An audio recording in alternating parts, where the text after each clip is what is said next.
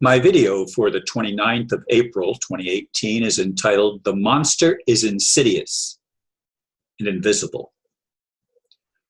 What does insidious mean?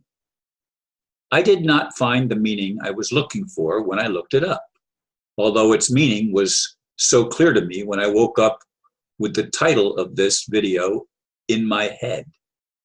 It means inside us. That's why it's invisible. We can't see it. We can only experience its effects on us, and they are devastating. Ultimately, it cripples us, whether physically, mentally, spiritually, or all three. Finally, it kills us. And what is its name? Fear. Someone provided an excellent definition of fear: false evidence appearing real. It is symbolized in The Wizard of Oz as the man behind the curtain. That invisible man has virtually conquered humanity with lies and deceit that have led to horrendous crimes against life itself, against any divine order that is loving, kind, and truthful. The antidote as it has always been, truth. But facing truth is so often labeled negative, which labeling is a control mechanism. It works well. Just look at the world in which we live. If you cannot see it, you are blinded.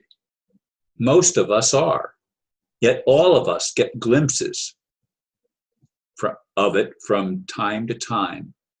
If only we could admit the truth to ourselves, the human race could get better quickly. So easy, yet so elusive.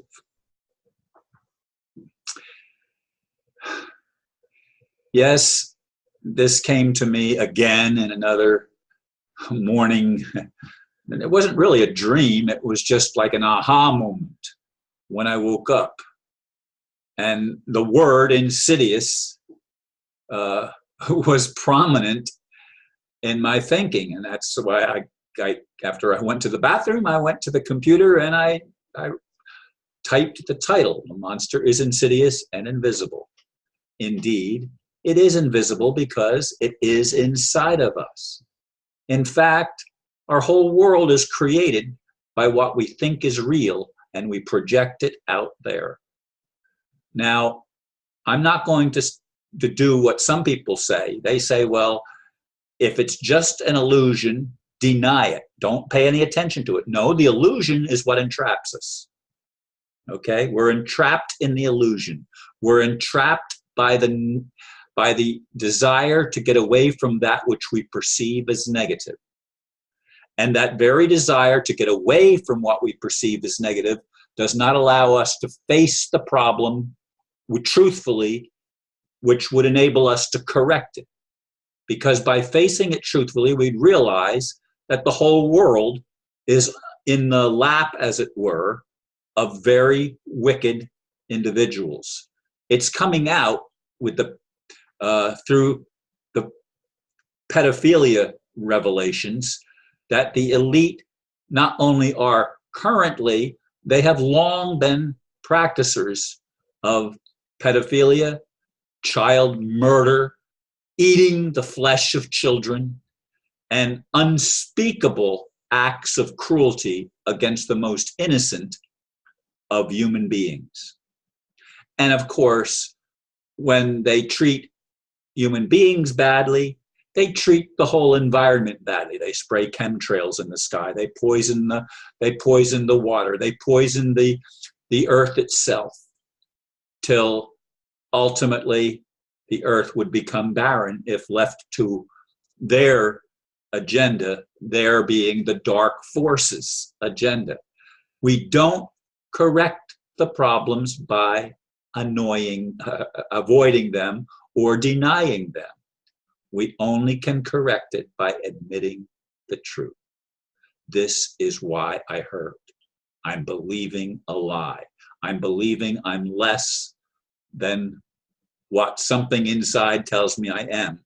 And there's a conflict between that something inside of me and my outward expression. Call that the ego or whatever. There's nothing wrong with having a self. Self is not the problem. We all have a self with a capital S, but it's a silent self. It's an invisible self. It's not this body that we project and live through. This is not our higher self or our true self. Our true self is, again, invisible, but so is the monster invisible.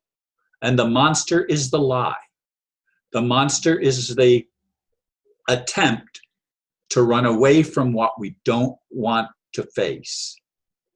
And then we allow the evil, which is living backwards, I've said it so many times, we allow the evil to take over. Look at Hillary. Look at the Bushes. Look at the elite establishment all over the world. They are horrific criminals against children. Even many of our religions are practicing pedophiles and child rapists, murderers,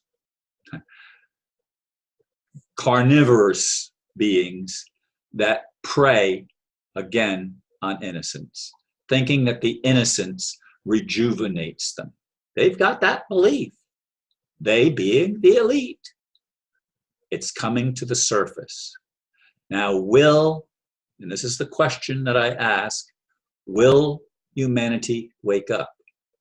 Some are saying that there's a lot of energies, we'll call them, that are enveloping the planet, and we have moved into the capability of waking up, the capability of facing the truth and transforming our reality by facing the truth.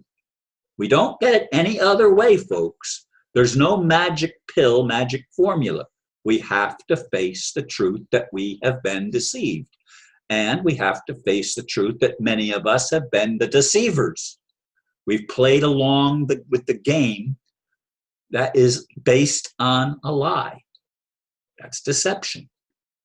And the only way out is to find the man behind the curtain. And it's you. It's me. It's all of us. It's each of us. Find the man behind the curtain that's manipulating everything. And fall in love with that man. But you can't fall in love with the man if you think the man is a terrible sinner.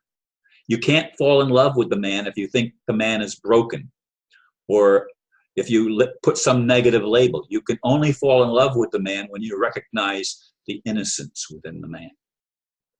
And I believe that all of us were created in innocence and given the ability to choose our path. And obviously, we've chosen some very devastating paths that have led to the condition that our world is in again. This is not the only time that it's been like this. It's been like this other times, and there is geological evidence that we have destroyed the planet and it's been rebuilt and regenerated again. There's so many things that we have to grasp, and we can grasp them quickly if we are willing. And I'm inviting you to let go of what you think is true and admit the probability that you, like all the rest of us, have been lied to. You have been deceived, same as the rest of us.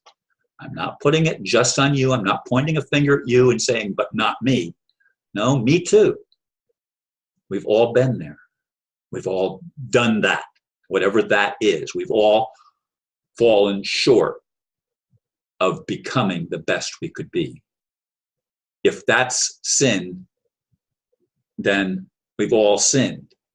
But we don't look at it that way. We've been taught that sin is something bad that we do. No, it's just forgetting.